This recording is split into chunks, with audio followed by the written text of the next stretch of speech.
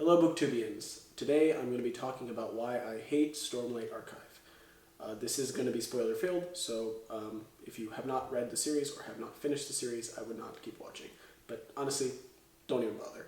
Because this is about why I hate Stormlight, and you might not want to watch or might not want to read or continue reading after I'm done, because this series has a lot of problems. You really need 1,000 pages to talk about a pretty simple plot. I mean, like, what even happens in Way of Kings, right? Because they start, like, I get the individual characters do things, I get that they go through all their struggles, but some of it seems so, like, contrived.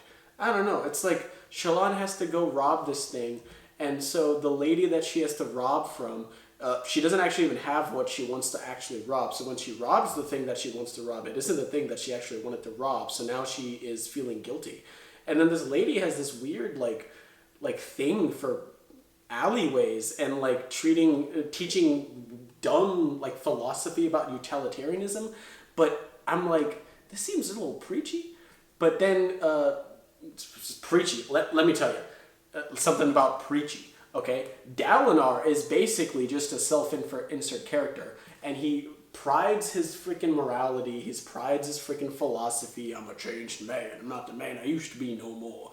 And it's like, I don't know. I don't know if people in this society would even like have the capacity to turn out like that, because frankly speaking, they'd be dead day one. Right? Like, I mean, these are warriors. I don't know. I don't like it too much. I don't really buy it, you know. If someone like that, especially in a religious, very, very like kind of strict society, that the, you know, Vorinism and all that, someone started saying, "Hey, God's dead and I'm getting these visions and I'm basically God now," or at least his disciple. That happened actually 2,000 years ago. It didn't end well. And so, frankly speaking, I am not a big fan of the kind of preachy nature of Dalinar, or this weird, like, pseudo-intellectual Yasna Kholin teaching her young ward about freaking utilitarianism, sending her down alleyways to get mugged. It's like, I don't know. And then on top of that, when she does eventually figure out that, oh, yeah, her mentor actually just has superpowers, and all these people are starting to get superpowers, and oh, I have superpowers. I'm lying to myself about a dangerous past. It's like, when I was reading, I'm like, I feel like you could have edited these things out. You know what I mean? Like I would say the only thing that I really liked about it was honestly Kaladin's story. But even then, it's like half of his story is quite literally just telling us he loves his brother, he loves his family, his dad hates murder, and he thinks sometimes it's okay to murder people. You did not need 1,000 pages to tell me that. Oh, also, while we're on the topic, Adeline. Gary Stu much? I mean, come on. Like this man has it all. The only thing he doesn't have is being a Radiant. And it is held up to this high pillar of weakness of like, oh, he's not a Radiant, so he's basically useless. Except that he's got something going for him. Plot armor. He's just invincible. What's that? A 1v4? Yeah, no, he can probably win that, actually. It's a little hard. Just an even fight then. 1v4, shard blade. And then Kaladin swoops in, and now it's basically just a one fight, right? It's a made game. Defending the city against an overwhelming horde of people coming out from a portal. He's got this. He knows their language because of dad magic. He talks, he goes in and befriends everybody after accidentally insulting this very rule-driven society. And then he pretty much just outsmarts everybody with his infinite wisdom on battle tactics because his dad is the Blackthorn. Which, by the way, his dad is the Blackthorn. His dad isn't Gavilar Kholin. Because here's the thing. I don't know if you figured this out, and maybe it's just me, but it felt like Blackthorn was never the smartest guy. He was never the sharpest tool of the shed. His sword was, not him. He was the guy, he was the war dog you sent on, he was the hound you sent on your enemies, but he wasn't doing the thinking. So I don't know why in the 7 years of the Vengeance Pact since Gavilar Kholin's death, Dalinar suddenly is just this god tier, like, strategist. I don't know. That seemed a little much. Maybe he learned, 7 years is a long time, but To tell me that Adeline somehow picked it up in those 7 years or however long he's been fighting, I don't know.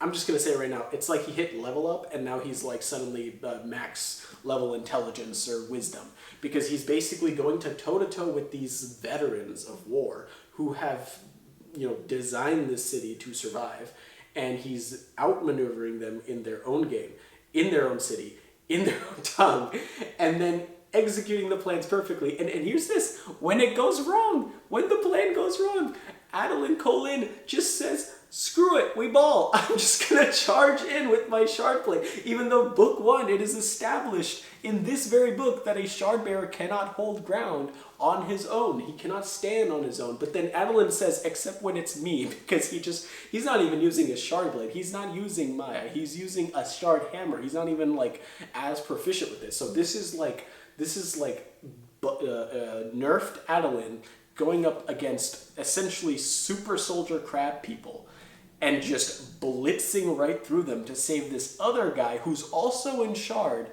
And the book basically just tells me that he does it because sometimes the human spirit is just that good. It's like, okay, come on.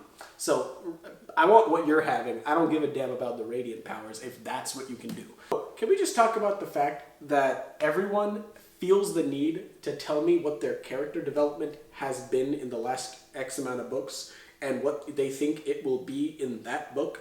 I mean, that's basically the entirety of Wind and Truth. The Wind and Truth, let me tell you, they are telling truths for sure about every little grain of thought and memory and detail that they can ever possibly conceive of. Oh, I think I'm getting better. I'm really having a good day today. I'm having a bad day, but you know what? I've had good days, I've had bad days. I'm having a really good day. This is Kaladin's mindset for the entire book when it comes to him. And then, suddenly, he's like, the other half of his mindset is, he's having a bad day. I need to have him have a good day, but I want to do it the way that he will feel good about having a good day of, because he does not like having a good day, because suffering makes you stronger. I don't know. It's not for me. I hate Stormlight. It's like, I don't know. It's epic fantasy. I get it. Things have to be over the top, but sometimes, sometimes you don't want these crazy armored, suited veterans going, ham on each other. And how does it even matter? Because after book 1 and 2, it's pretty much trivialized in their own words. They're like, they set up the world building thing, light eyes, dark eyes, and then at the end, oh yeah, it doesn't actually matter. Okay, whatever, who cares, right? Oh, they set up shard plate. Oh, fiercest thing in the freaking east or west or whatever, Roshar. If you're a shard bearer, you're basically God, right? And now there's radiance. Oh, and also they can make their own shard plate. Oh yeah, and also you can get shot in the head with an arrow and you don't die. Yeah, okay. Oh, hey, at least it has limits, right? What are the limits? An infinite renewable energy that storms through every freaking month. It's like, okay, so there are no limits, really, up until the very end of the first 5 books, when it's basically non-existent, unless you're in this specific tower of this specific mountain range, or you're not human. It's like, okay, or rather, if you're not a radiant. So it's like, I don't know, he has a lot of good world building, but sometimes I'm like, he just knocks it over. It's like, I built this one thing, oh, next book, doesn't matter anymore. But this new thing does now. Oh, what? Old 3 came out, now it doesn't matter anymore. Oh, coalition of, freaking rulers, nope, doesn't matter anymore. And it's just on and on and on and on, and I'm like, okay, so then what's even the point of reading it? What actually changed in the last, 2 years of narrative? I mean, I don't know. I mean, maybe I'll talk about all the good stuff that I like about this book, or this series, but I feel like it's not really worth it, I mean, maybe after Wind and Truth, it took me 5,000 plus pages to realize that this book does not have the best world building, nor does it have the best plot. I mean, as I said, do you really need 1,000 pages to tell me about the story of how this one girl stole something, but it wasn't the thing that she wanted to steal, or this one guy is having a crisis in faith, except that the god of that faith is dead, and now he has to convince everyone that says he's a lunatic. Do you really want to talk about a effectively redeemed super soldier, having a crisis of his past atrocities, and then redeeming himself through acts of inhuman willpower, self-restraint, and moral good, and duty. Did you really want to talk about a guy that is a slave but that ends up becoming a god through kindness, goodwill, bravery? I'm doing a bad job of explaining why I hate this series. I hate this series, obviously.